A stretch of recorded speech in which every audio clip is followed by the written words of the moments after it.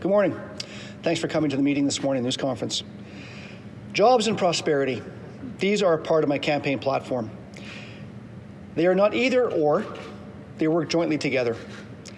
I found it only fitting that we should be here this morning for this news conference in the former Sears store to make a statement that our massive void of economic development activity under this current mayor is so large you can drive a truck through it. Our mayor in 2018 and 2019, as reported by our local media, has claimed that he was personally talking to companies who were making final decisions to come to Prince Albert and set up shop. Yet they never came. Where has his economic development plan been for the last 8 years? I would argue that this is anything but proven leadership. We see new exciting ventures starting up in the RMs around Prince Albert. Why is it that we see no new manufacturing or industry starting up in our city? Is it because we have done things the same way for years?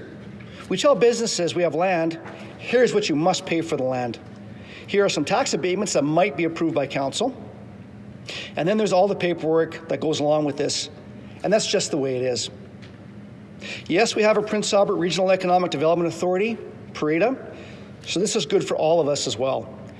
Yet we have seen nothing from our mayor, who is actually the chair of this authority, and he's brought no type of economic development to our city under his leadership. I know we have great staff who are committed to economic development who work at City Hall, but do they have enough people? Are they supported enough to assist current businesses? Are they provided with the freedom to think outside of the box and aggressively go after new opportunities for our city? Those are all questions that need to be asked and answered. Instead, we see our mayor leading budget discussions that result in businesses having higher assessments, then higher taxes, only to rightfully appeal them. That now leaves us with a $5 million plus shortfall of revenue. We have recently heard our mayor tell the media that he's going to place an additional 8% levy on new businesses that locate in Prince Albert. To make it an even playing field, he will have to impose that same 8% levy on all local businesses. Again, we don't know what to believe, and talk about an easy way to crush any future economic development for Prince Albert. It's time for a real economic development plan for our city. If elected mayor on November 9th, I will realign the Economic Development Office, making it a standalone placeholder with its own director, who will take advice and seek counsel from the Chamber of Commerce in Prince Albert and a new mayor council of local businesses.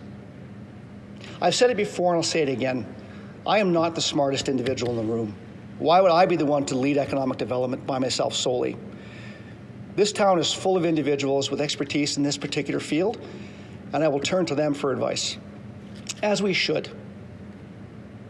This new director in position as well in the Economic Development Office will be given a mandate to eliminate any and all red tape that impedes new business development and growth of current businesses in the same fashion as we did in the provincial government when I was an MLA and minister. The staff will also be empowered to be experts on the provincial and federal programs that we can utilize to attract, start up, and promote the expansion of local businesses. Then work with those interested entrepreneurs to advocate for them to get their business any and every possible local program to assist them. And those same individuals in the Economic Development Office will be tasked to keep that same file on their desk and assist that same business in any and every possible way until they start up. The financial officials at City Hall will be mandated with exploring and implementing a tax credit system for businesses who have different brackets of staffing, expanded staffing in their plans, and who hire individuals with mental health concerns, or who support those community-based organizations that work with our marginalized and homeless persons in our community who are starting out on a new path. These individuals need a hand up rather than a handout. I've said it before and I'll say it again in my past history as an MLA and minister. A job provides them with security and a sense of pride and accomplishment. It is time to allow these staff at City Hall some creative freedom with no idea, large or small, just simply brushed off. I will immediately implement a Prince Albert First policy whereby our local businesses will automatically have the competitive advantage on all city projects and procurements of goods and services. An example might be a local clothing store who can bid on supplying uniforms and clothing to our city departments, or a local supply company or lumber company who can supply any number of things to City Hall or our City Service Centre. No longer will a statement, and I quote, "We don't want to learn as we go," unquote, be tolerated on any city project in Prince Albert, because we support our local firms and local businesses wholeheartedly. That will be the primary focus moving forward if I'm elected as mayor. The term "support local first" will resonate throughout City Hall. We will support those who have helped to build this city and have given back in countless ways. As previously announced, to ensure engagement and full cooperation of all city staff, as mayor, I will bring forth a motion for a whistleblower policy to protect staff who identify poor business practices and improprieties from managers, as other cities have done as well. We need to be creative into the future when it comes to ensuring we attract new businesses and continue to support those who have been here during good times and bad, always supporting our city. I look at a company like VDQ NRG out of Saskatoon, who I might state have proud Prince Albert roots in their executive.